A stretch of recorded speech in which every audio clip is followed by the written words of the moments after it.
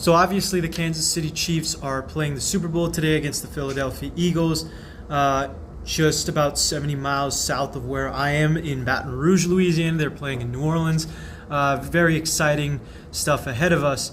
But what I think a lot of people are missing when it comes to this Super Bowl and why it's so quintessential, I think it's a historic Super Bowl regardless of how good or bad the matchup turns out to be, just because of the legacies of the big three for the Kansas City Chiefs, those being, of course, Kelsey, Mahomes, and Andy Reid. More so Mahomes and Reid. I think Kelsey's already built his legacy as far as the greatest postseason tight end of all time. There's nothing really that can change that legacy in this game. It's going to be more regular season oriented.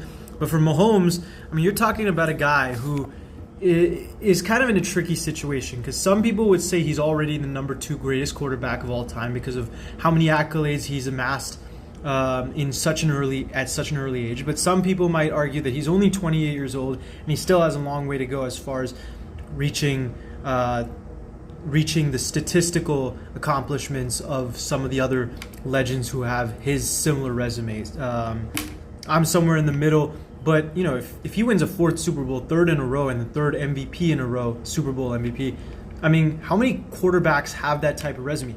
What else can you say about him? Especially if he wins in dominant fashion. I mean, we have never seen a quarterback do something like this.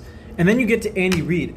Andy Reid, for a long time, the big argument against him used to be that, oh, well, he only has he has a lot of wins but never a ring. Now you're talking about him being close to a 4th ring. You're talking about him having 7 straight NFC Championship appearances. I think he has 12 or 13 in his entire career as a head coach. He will go down as a top 3 head coach if he wins the Super Bowl, without a doubt. I already think he's 6th.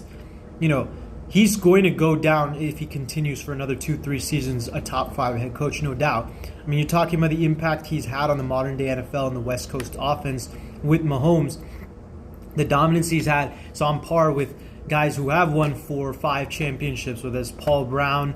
You know, he has played in a more modern era where it's more tough to win. You talk about how comparing him to Chuck Noll or Bill Walsh, a lot more overall accomplishments than those 2 guys.